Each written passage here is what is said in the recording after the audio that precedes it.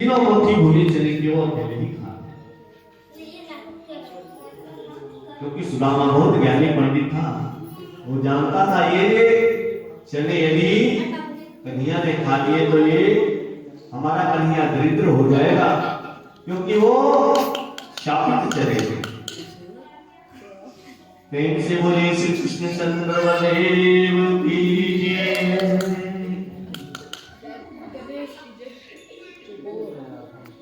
और जब कन्हैया नीचे उतरे वृक्ष से, एक लकड़ियों का गट्ठर बड़ा तगड़ा उन्होंने बांधा, और इतने में बादल जो है मंडराने लगे। दौड़ करके उन्होंने एक धर्मशाला में शरण ली उन सूखी लकड़ियों को लेकर। प्रातः काल जो है गुरुजी उनको लिवाने के लिए आए, और उसी रात जब कन्हैया ने पूछा कि भाई सुदामा, जोरों से भूख लगी है, लाओ भगवानी के दिए हुए चने दोनों मिल बांट करके खाते हैं। सुदामा बोला, कन्हैया क्या बताओ, मुझे बड़े जोरों से भूख लगी थी, मैंने सारे चने खा लिए।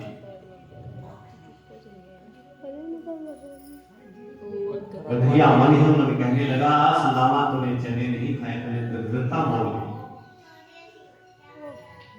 और गुरुजी आए, उन दोनों को लिवा ले गए।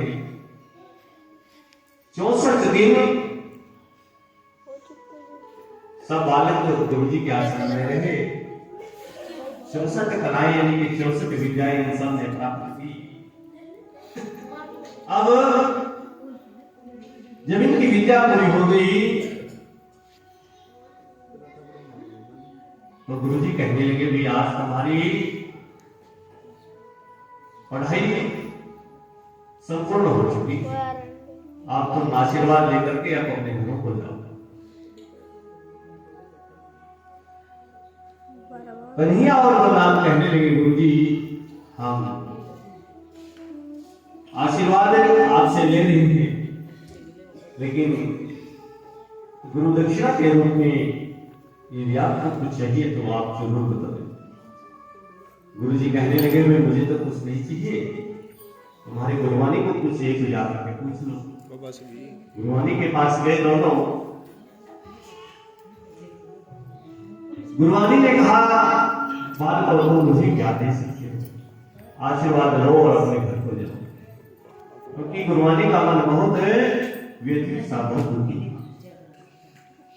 कृष्ण बलराम नहीं माने, और गुरुवानी के मन की बात है उसके मुख से निकलवा ही। गुरुवानी बोली कि बेटा, लाकर देना ही चाहते हो तो एक वर्ष पहले हम समुद्र के किनारे गए थे, और समुद्र ने हमारे बेटे को बहा दिया। लाकर ही देना चाहते हो तो मेरे उस बेटे को ला करके। कृष्ण जी क्या नहीं कर सकते थे, वो बोले कि गुरुवानी, बस आप कुछ देर इंतजार कीजिए, हम दोनों भाई आते हैं। दोनों भाई समुद्र किनारे गए। समुद्र हाथ जोड़ करके दोनों के सामने प्रकट हो गया, हीरे मोती जवाहरात के थाल लेकर के। कन्हैया बोले, हमें इनकी आवश्यकता नहीं है, हमें तो ये बतला कि 1 वर्ष पहले हमारे गुरु जी का परिवार हमारे यहाँ किनारे पर आए थे, और तुमने उनके बेटे को क्यों बहाया? उनका बेटा है। समुद्र देव बोले, भाई मैंने उनके बेटे को नहीं बहाया। हाँ, हो सकता है मेरे घर में शंखचूड़ नामक एक दैत्य रहता है, शायद उसने चुरा लिया हो। उसी समय मेरे कन्हैया ने समुद्र के बीच में डुबकी लगाई, उसे शंखचूड़ नामक दैत्य का वध किया, लेकिन वहां भी उनको अपनी गुरुवानी का बेटा नहीं मिला। वहां से वो शंख लेकर के दोनों भाई यमुपुरी की ओर गए, और यमुपुरी के बाहर जाकर के उस शंख को बजाया, और शंख की ध्वनि सुनने से यमराज नंगे पैर बाहर आए और कृष्ण बलराम के चरणों में लौट गए। उसी समय मेरे कन्हैया ने कहा कि हम अपने गुरु जी के बेटे को लेने के लिए आए। यमराज बोला, मेरे प्रभु, मैंने इसको बिल्कुल सुरक्षित रखा हुआ है, मुझे पता था आप इसको लेने के लिए जरूर आए। उसी समय इस बालक की वहां जो है भगवान कृष्ण जी के हाथों में सौंप दी। आज उस बालक को लेकर के दोनों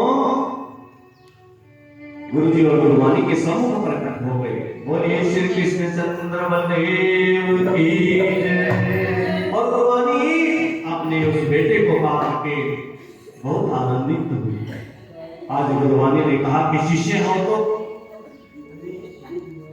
तुम्हारे जैसे, अन्यथा ना। और आज भरपूर आशीर्वाद लिया। आशीर्वाद लेने के बाद फिर अपने महल को आए और फिर माता पिता का चरण स्पर्श किया, उनसे आशीर्वाद लिया। इसी दिन और बेटे अब ब्रज में जो गोपियां हैं वो भगवान कृष्ण का इंतजार करेंगे।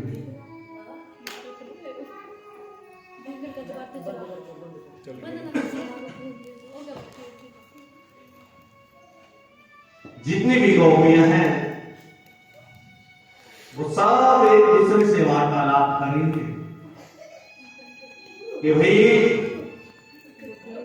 बहुत दिन हो गए कृष्ण को गए हुए,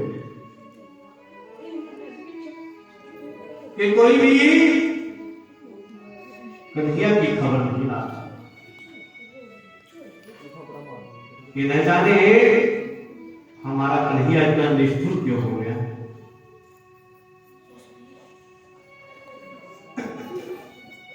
और हर गोपी एक दूसरे से यही वार्तालाप करेंगे कि न जाने कन्हैया इतना निष्ठुर क्यों हो गया। कहकर गया था कि मैं जल्दी आऊंगा, लेकिन अभी तक वापस नहीं आया। और हर एक गोपी एक दूसरे से क्या कह रही है, श्याम की कोई